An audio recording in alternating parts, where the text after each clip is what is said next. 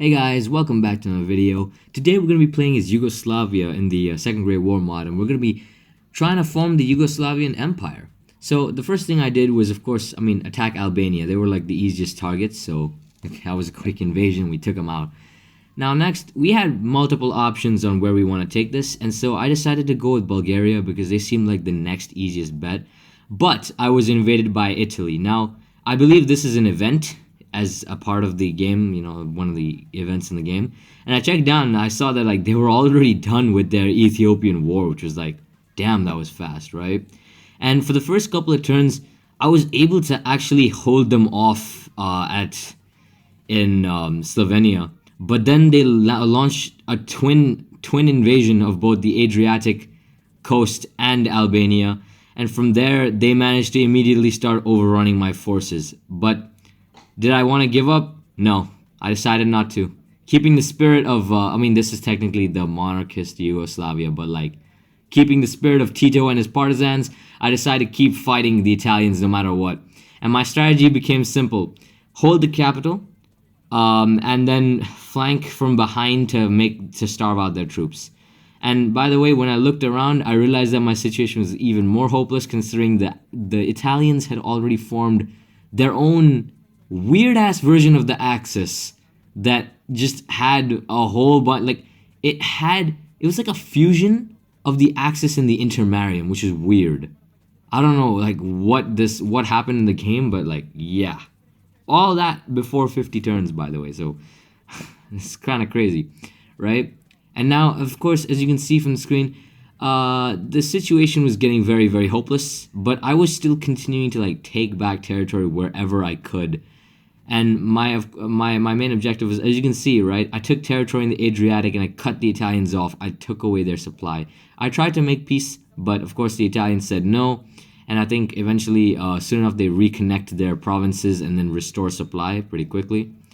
And of course, what I do is I immediately work to cut that supply as soon as I can. And whatever happens, I never lose Belgrade. Or at least I try and make sure of that. Now, I was trying to fight, and I was thinking, like, I was holding up the situation all right until they moved in, like, 7,000 troops in a naval invasion. And those troops, as far as I could tell, were heading straight for Belgrade.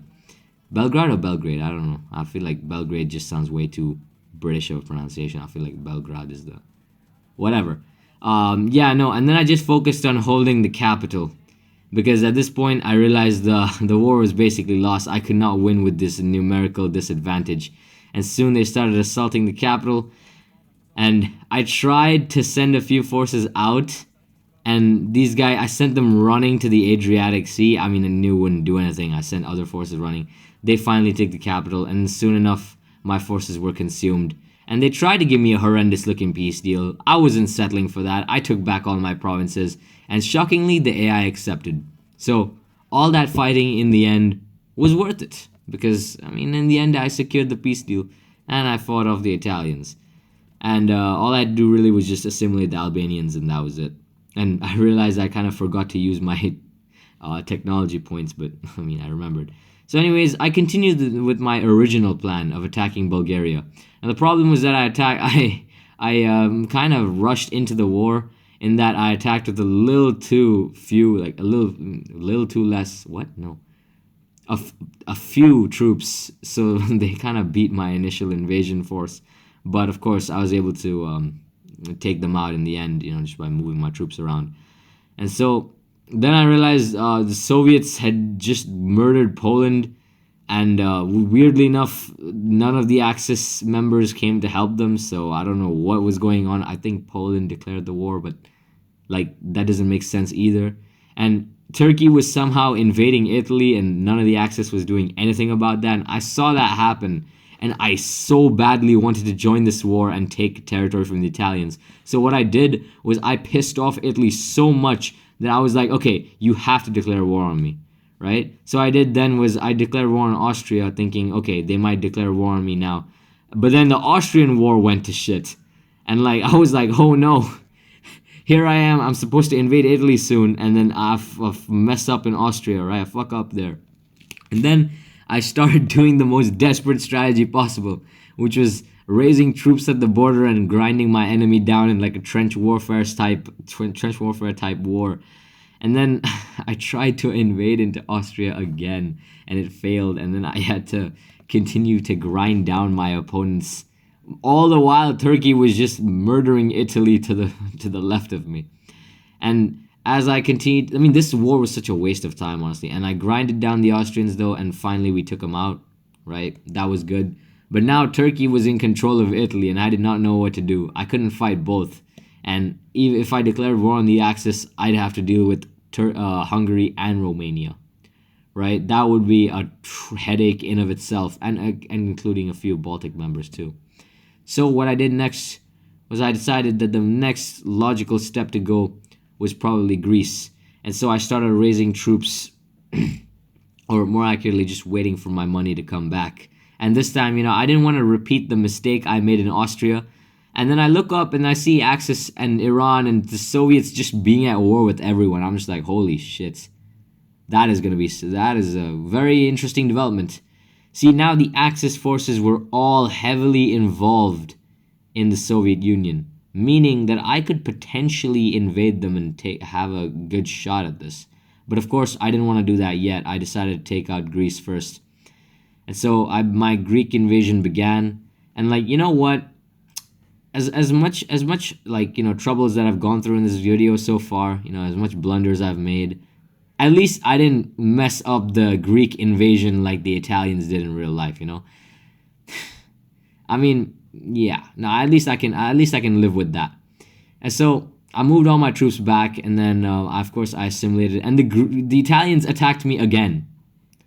And like, okay, I think this was just yet another, like, I don't know, man. I feel like it was another event, but I feel like this was the result of me pissing them off so much earlier. Like, that came to bite me in the ass. And so now I was fighting the whole of the Axis.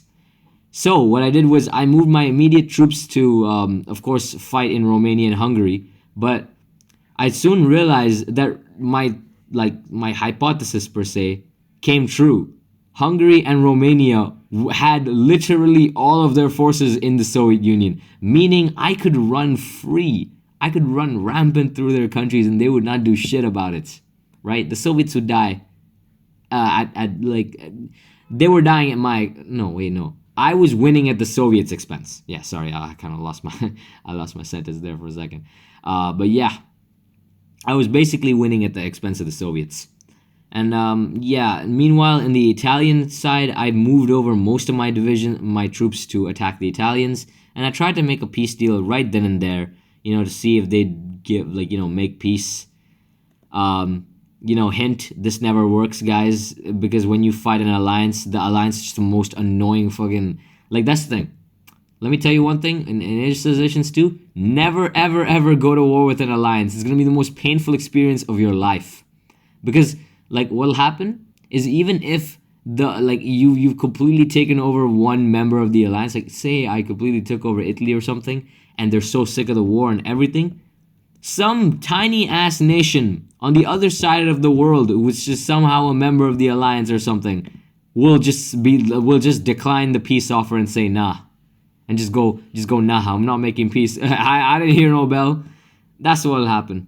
And so that's why you never go to war with an alliance whenever you can. I did not want to go to war with this alliance either, but I mean, the game kind of forced my hand, per se. So yeah. So anyways, I continued my war against the Axis.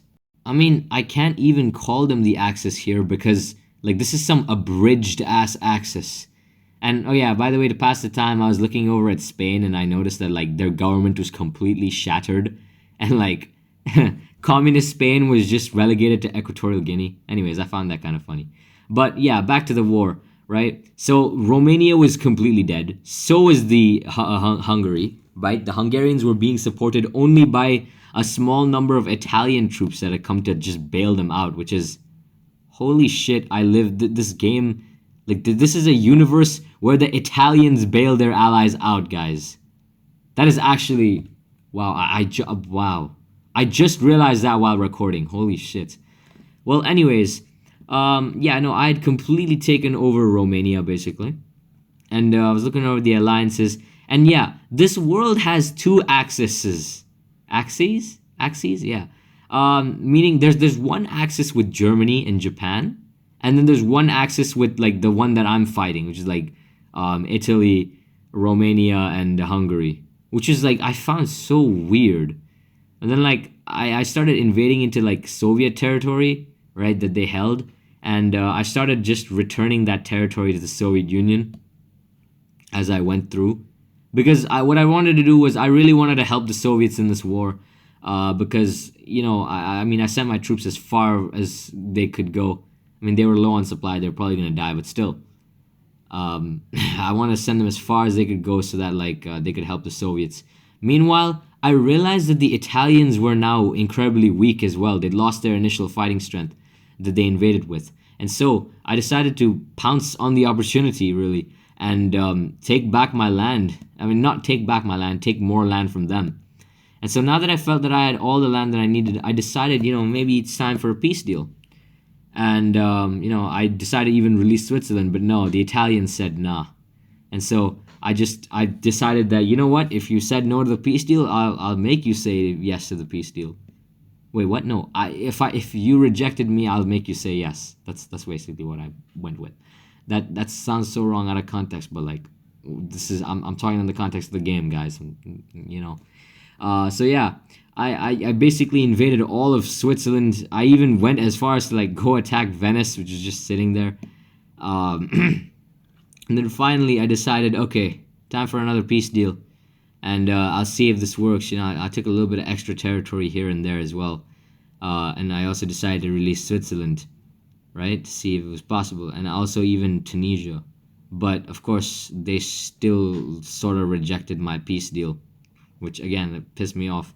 And again, this world is so messed up. Like, okay, this world is a world with like fascist Britain, Germany won France, and so they like kind of just stopped there. It's still 1942, and all this bullshit is happening right now in this world, right?